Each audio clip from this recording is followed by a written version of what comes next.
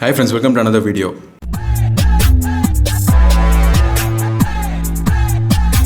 தெலுங்கானா டிஸ்ட்ரிக்டே அதிர்ந்து போகிற அளவுக்கு ஒரு சம்பவம் நடந்திருக்கு.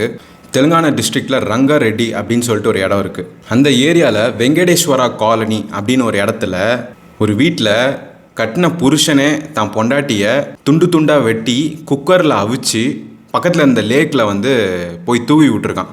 இது நடந்தது இந்தியாவில், அதுவும் ஹைதராபாத்தில். கொலை செய்யப்பட்ட பொண்ணோட பேர் மாதவி. அந்த பெண்மணிக்கு வெறும் 35 வயசு தான் ஆகுது. அந்த இறந்த பெண்மணியோட ஹஸ்பண்ட் ஒரு எக்ஸ் சர்வீஸ் மேன், அதாவது ஒரு எக்ஸ் மிலிட்ரி மேன். அவர் பேர் குருமூர்த்தி. இந்த தம்பதிகளுக்கு கல்யாணம் ஆகி 13 வருஷம் ஆகுது. 2 குழந்தைங்க இருக்காங்க. இப்போ போன பொங்கல் சீசனில் பார்த்தீங்கன்னா அவங்க 2 குழந்தைங்களையுமே இன்லாஸ் வீட்டுக்கு அமுச்சு விட்டுட்டு ஹஸ்பண்ட் அண்ட் ஒய்ஃப் மட்டும் வீட்டில் இருக்காங்க. ஹஸ்பண்ட் வேணுன்ட்டே தான் ஒய்ஃபை ட்ரிகர் பண்ணி சண்டை போட வச்சாரான்றது நமக்கு தெரியல. பட் அவங்க 2 பேருக்குள்ளே ஒரு சண்டை ஸ்டார்ட் ஆகிருக்கு.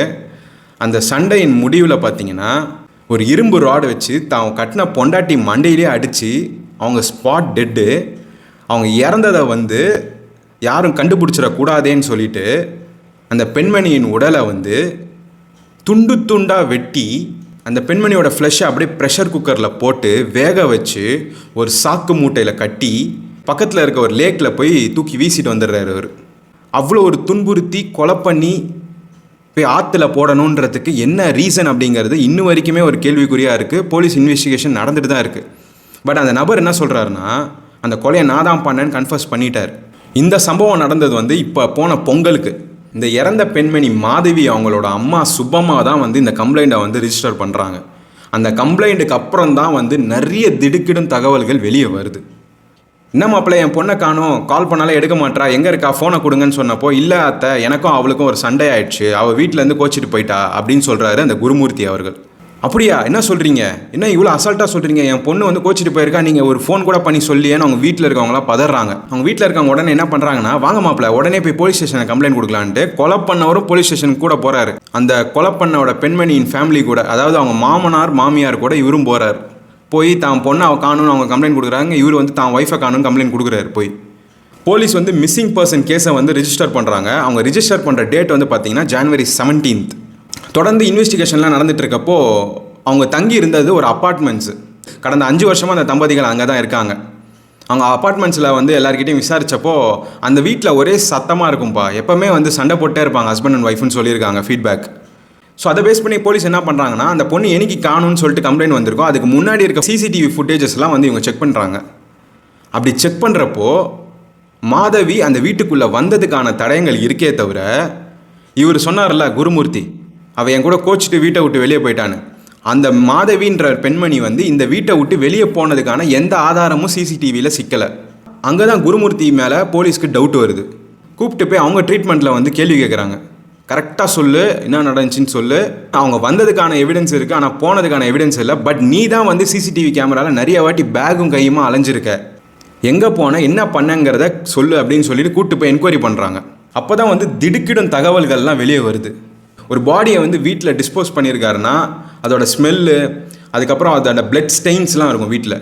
அதெல்லாம் எப்படி கிளியர் பண்ணுறதுன்னு சொல்லிட்டு மல்டிபிள் இன்டர்நெட் சர்ச்சஸ் பண்ணியிருக்காரு. இது ஒரு டெக் கொலைன்னு நம்ம சொல்லலாம்.